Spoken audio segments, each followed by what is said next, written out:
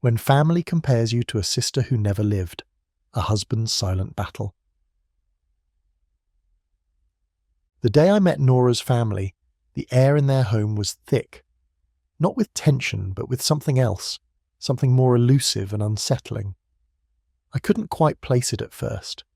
The house was warm, welcoming in the way that a family home is supposed to be, modestly decorated with an array of picture frames lining the walls, the furniture cosy and worn from years of use. Yet there was something different about this place, a quiet heaviness that clung to the room like a fog.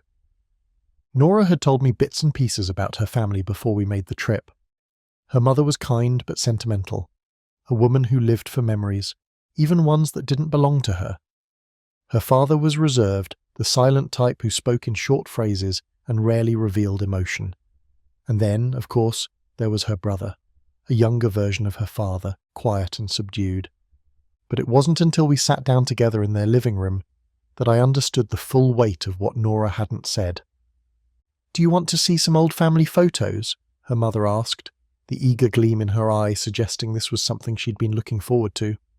Nora shifted uncomfortably in her seat, but I didn't think much of it at the time. "Sure," I said with a smile, always ready to embrace the stories that came with meeting a partner's family.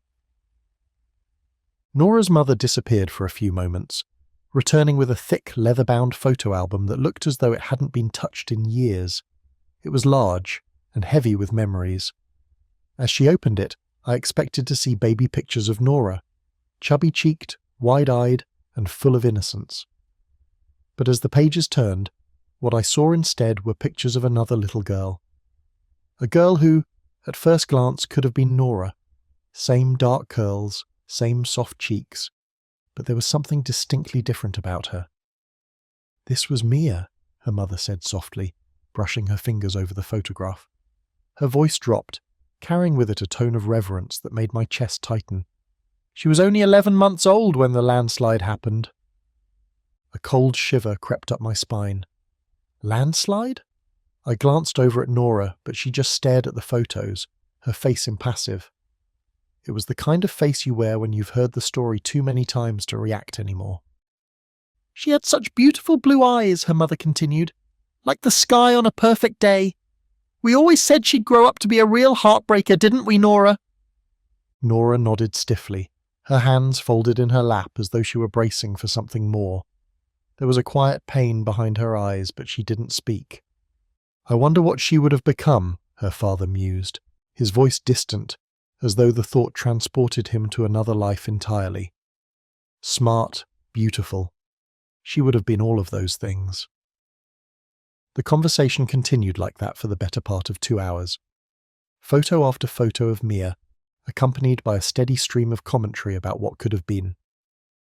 I listened patiently, trying to show the appropriate amount of sympathy, but I couldn't shake the feeling that something was off. It wasn't the grieving that disturbed me. Everyone grieves in their own way, and I understood that losing a child is a pain so deep that it never truly goes away. But this wasn't just grieving. This was something else. It was almost as if Mia had become more real to them in death than she had been in life. That night, as we lay in the guest bedroom of her parents' house, I couldn't stop thinking about Mia. I had been prepared to hear stories about Nora's childhood, to share in the nostalgia of her youth, but all I got were stories about a sister who had never really lived. I turned to Nora, who was lying beside me, her back facing me. "Are you okay?" I asked, my voice soft, careful not to break the fragile silence between us. She sighed deeply, and for a moment I wasn't sure if she was going to answer. Then she rolled over, her eyes meeting mine in the dim light. "I'm used to it," she said quietly. "I've been hearing about Mia my whole life." There was a sadness in her voice, but also a kind of resignation, like she had accepted that this was just the way things were. "It doesn't bother you?" I pressed, unsure of how to navigate this strange new reality I had been thrust into. Nora hesitated, her eyes flickering with uncertainty. "It used to," she admitted. "When I was younger, I always felt like I was competing with her. Even though she's gone, it's like she's still here, you know, like I'm living in her shadow." Her words hung in the air between us, heavy and unspoken until now. I reached out and took her hand, squeezing it gently. "You don't have to compete with anyone," I said, my voice firm. "You're enough, Nora. More than enough." She smiled weakly, but I could tell she didn't believe me. How could she, when her entire life had been spent being compared to a sister she never met? Our wedding day was supposed to be the happiest day of our lives. It was something Nora and I had been planning for months, every detail carefully chosen to reflect who we were as a couple. And for the most part, it was perfect. Nora looked stunning as she walked down the aisle, her white dress flowing like water around her. Her eyes, those beautiful, soulful brown eyes, were filled with love as they met mine. In that moment, it felt like nothing else mattered but the two of us. But Mia was never far behind. It started with small comments, ones I could almost brush off at first. "Wouldn't Mia have loved this venue?" her mother mused as we walked through the garden where the ceremony was to be held. "She always loved flowers." I swallowed the lump in my throat and nodded, trying to stay polite. But as the day went on, the mentions of Mia became more frequent, more intrusive. "Can you imagine Mia in this dress?" Nora's grandmother sighed as she helped her granddaughter into the gown. "She would have looked so beautiful, don't you think?" Nora didn't say anything. She just smiled softly, the same way she always did, and let the conversation continue without acknowledging the unspoken comparison. By the time we reached the reception, I was struggling to keep my frustration in check. This was our day, yet it felt like Mia was stealing the spotlight. No matter how hard I tried to ignore it, her presence lingered in every conversation, every interaction. It wasn't until later that night, when we were finally alone in our hotel room, that I let myself break. "I don't understand why they can't let this be about you," I said, pacing the room as Nora sat on the edge of the bed, her wedding dress draped over a chair. "You're the one who's here! You're the one who's alive!" Nora looked up at me, her expression calm but tired. "It's just how they cope," she said quietly. "Mia's always going to be a part of their lives. She's always going to be the ideal." I stopped pacing and turned to face her, my heart aching for the woman I loved. "But you're real, Nora. You're here. Why can't they see that?" Nora sighed, standing up and crossing the room to where I stood. She reached out, her hand resting gently on my arm. "It doesn't matter," she said softly. "I'm used to it."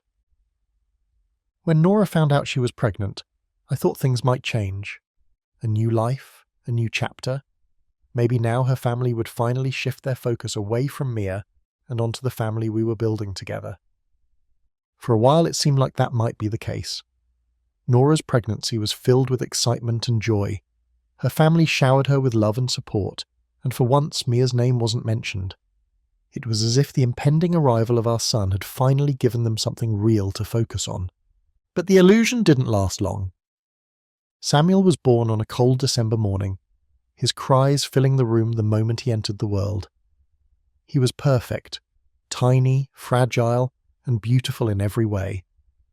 His skin was soft and pink, his little hands grasping at the air, and his eyes. They were brown, just like his mother's.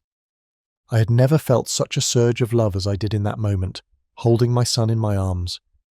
It was as though everything in the world had aligned perfectly, and all that mattered was this tiny human we had brought into the world. But when Nora's mother came to visit the hospital, her first words shattered the peace. "Shame he didn't get Mia's eyes," she said, peering down at Samuel with a faint frown. "Mia had the most stunning blue eyes. He would have looked just like her." I felt a rush of anger, hot and sharp, rising in my chest. How could she? How could she look at our perfect son and compare him to a sister who never had the chance to live? But before I could respond, Nora's mother continued. "It's still wonderful, of course," she added, trying to soften her words. "But I just can't help but think, if Mia had lived, I'd be holding her baby right now." I clenched my jaw, fighting the urge to lash out. This was not the time or place for an argument, but the pain I felt in that moment was indescribable. like someone had taken all the joy I felt and twisted it into something ugly and unrecognizable. Nora, as always, remained quiet. She smiled at her mother, not a hint of the hurt she must have been feeling showing on her face. But I knew better. I could see it in the way her eyes flickered, the way her shoulders tensed ever so slightly. Later that night, after her family had gone, I sat beside Nora as she cradled Samuel in her arms. The room was quiet, the soft hum of the hospital machines the only sound. "She's never going to stop, is she?" I asked, my voice low, the weight of the day heavy on my shoulders.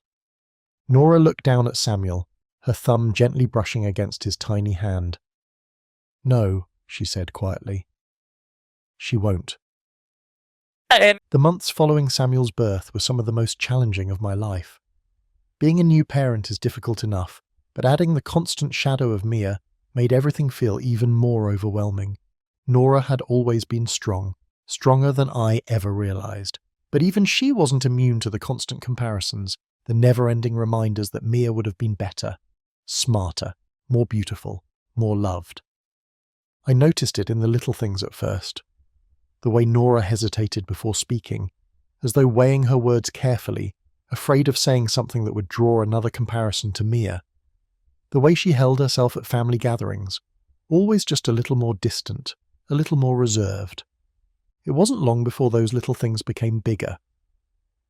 One night, as we were getting ready for bed, I heard her whisper something that made my heart stop. "I know you would have loved her more." I turned to look at her, my chest tightening with fear. "What?" Nora was sitting on the edge of the bed, her head bowed, her hands gripping the edge of the mattress tightly. "Mia," she said, her voice barely audible, "I know if she were alive, you would have chosen her." My heart broke. "Nora, no," I said, moving to sit beside her. I took her hands in mine, my grip firm but gentle. "I love you. In every lifetime, in every universe, I would always choose you." But she shook her head, her eyes filling with tears. "You don't understand. She was perfect. She didn't have time to make mistakes, to disappoint anyone. She's the person I could never be." I pulled her into my arms, holding her tightly as she cried. I didn't know what to say. How could I? How could I compete with someone who wasn't even here? How could I fight for my wife when she had spent her entire life believing she was second best? As the months went on, Nora's self-esteem continued to deteriorate. Therapy had helped for a while, but after we moved closer to her family again, it was as though all the progress she had made vanished. It was during her younger brother's engagement that everything came to a head. The family had gathered to celebrate the upcoming wedding, and as always, Mia was present in spirit. Her name was mentioned more times than I could count, each time bringing with it a fresh wave of frustration. But it wasn't until they began planning a memorial for Mia to be included in the wedding that I truly realized how far things had gone.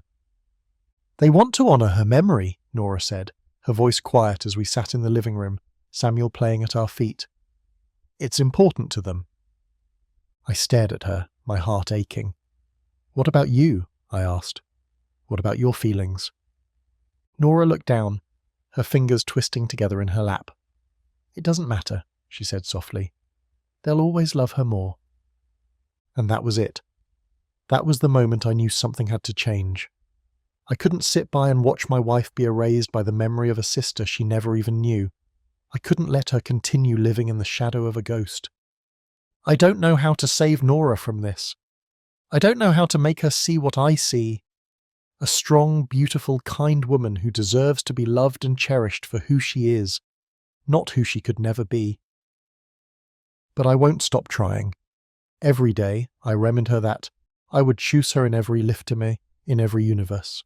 I remind her that she is enough, more than enough.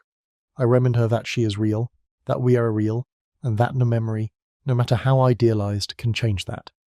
It's a battle, and I don't know if we'll ever truly win. But for Nora, for Samuel, for our family, I'll keep fighting. Because in the end, love isn't about perfection. It's about choosing someone, flaws and all, and standing by them through the darkest of times. And I will always choose Nora, no matter what. Thank you for listening to this week's episode of Unfolded Stories. Have you ever faced a situation like this? Let us know in the comments, and don't forget to subscribe for more real-life stories about family, faith, and the challenges we face in life.